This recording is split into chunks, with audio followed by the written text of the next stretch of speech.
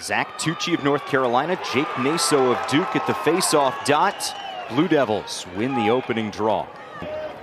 Now into the cross of O'Neal, a flamethrower! Brennan O'Neal opens the scoring for Duke. And the standout sophomore makes it 1-0 Blue Devils.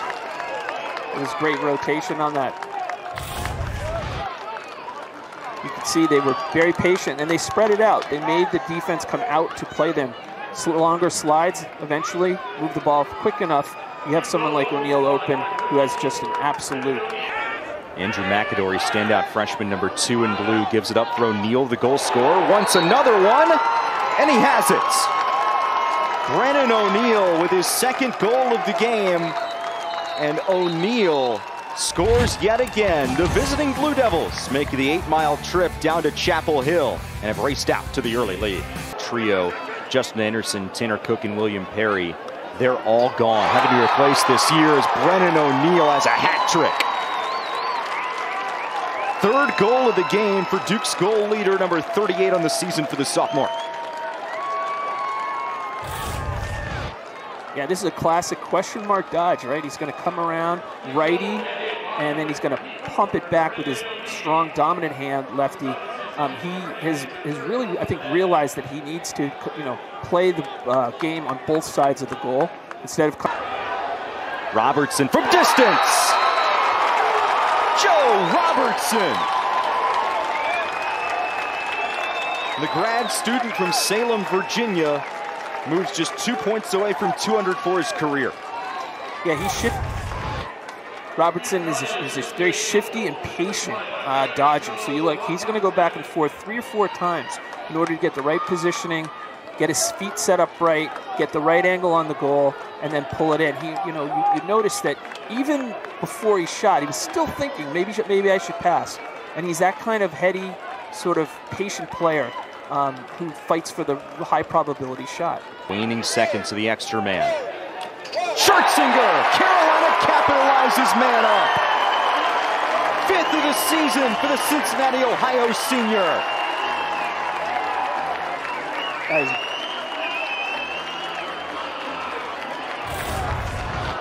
It was a great play, nice recovery. They had limited time.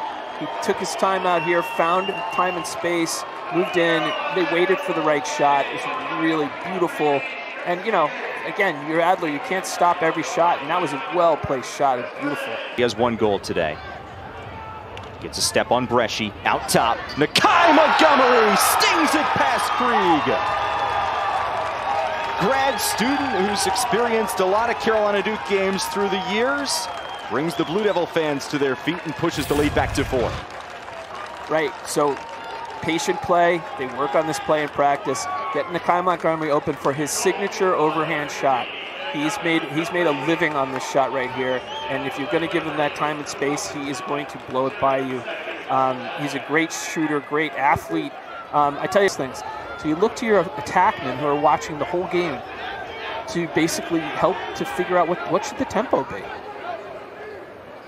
Montgomery already has a goal. Now he has 2.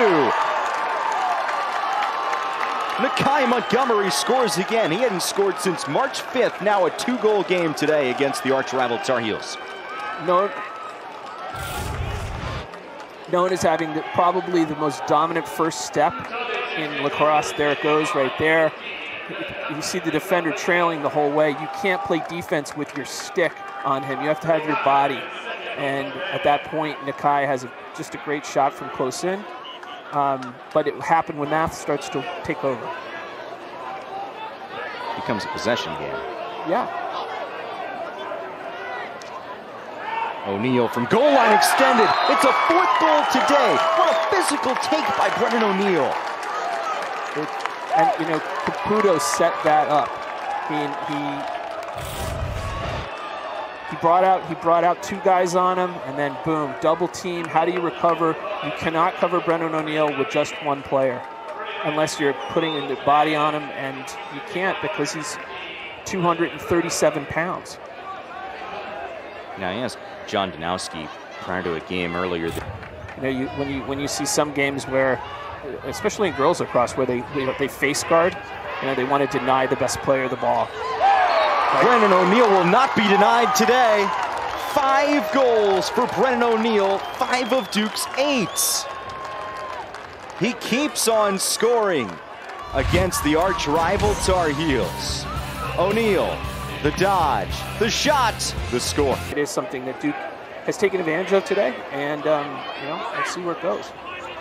Montgomery looking for the hat trick. Montgomery has the hat trick. 5 for O'Neill and now 3 for Nakai Montgomery. Yeah, I mean, this would just be not giving him the respect that he deserves, right? Who's on him, right? That's you have to close that gap. You have to decide you're either going to close the gap and come out and play him and get on his hands, or you're going to have a slow quarter. Yeah. And if you get a reset right here, it's not about. It's not about. It is a reset. It's out to O'Neill. No one on his hands out there. 6 goals for Brennan O'Neill. Yeah, I mean, I could keep saying it again and again and again, but if you don't get on his hands, and this was an opportunistic, rebound. There you go, but boom, no one, not really out there. And again, it's hard to recover from. You don't really know where the ball's going to go on a rebound.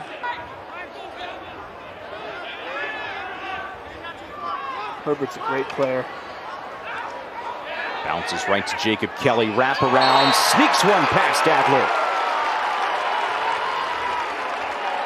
19th of the season for Jacob Kelly, and the Tar Heels finally snapped the 6-0 Duke run.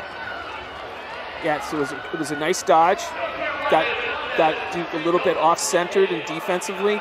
No one really knew that Kelly was back there. He got the rebound, came on, nice fake, comes around, blows it by Adler. And, those are the kinds of, that's the stuff you dream of against a Carolina. O'Neill got his hands free again. 7.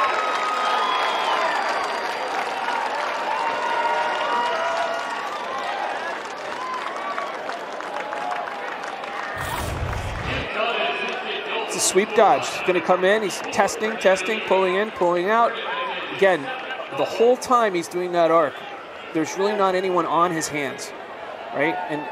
And if you're the Carolina coach, you're saying, how can that be? Their best guys are out there, and their best guys. Joe Robertson with his 2nd goal of the game. The onslaught continues for the Blue Devils.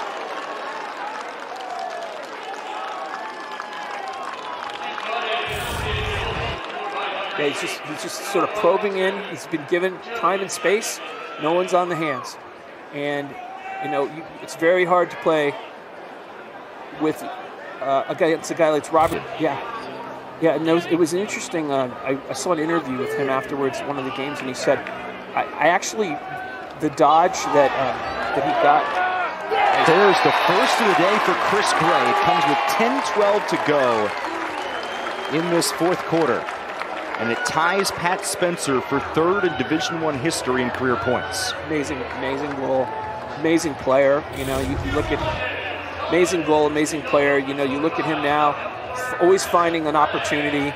His sort of low to high, but he put it right off the offside hip, mid-range shot, and he's got to get that mojo going, right? That was right offside, and back at even strength. Solomon out of the box. Ray just moments ago scored his first, now his 2nd goal, or 2nd point in a couple of minutes as he finds Dominic Pryor for the transition goal. Yeah, it was nice.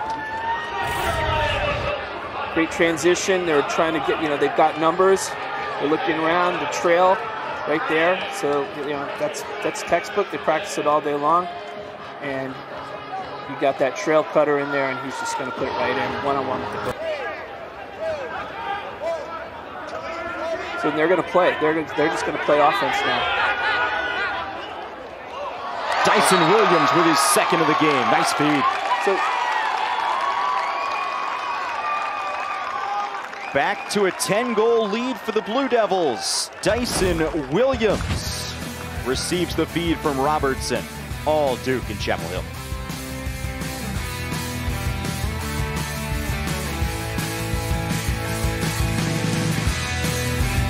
A lot of points today, but he hasn't made a lot of mistakes. He just hasn't had the ball.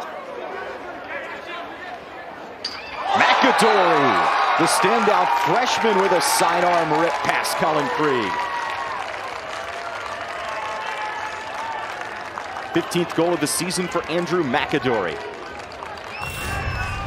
So probably the second quickest first step on the team, other than Nakai Montgomery. He's got a cannon of a shot in close, like really a wrist shot. Interestingly, he is... Veteran Schertzinger, already a goal today, finds Tillman.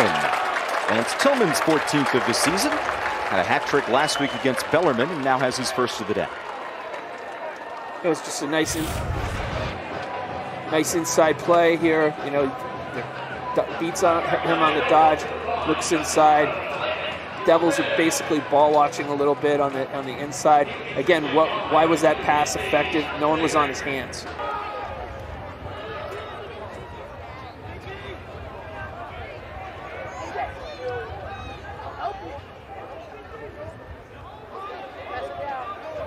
And at the end of the day, Tar Heels started this week with an RPI of number 9. So even with this disappointing loss, as Tillman scores again, his second in a couple of minutes. Things still okay for Carolina.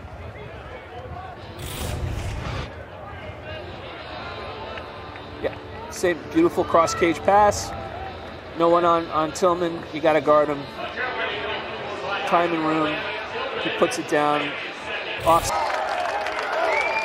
This edition of the rivalry goes the way of the Duke Blue Devils, behind 7 goals from Brennan O'Neill and 19 saves from Mike Adler.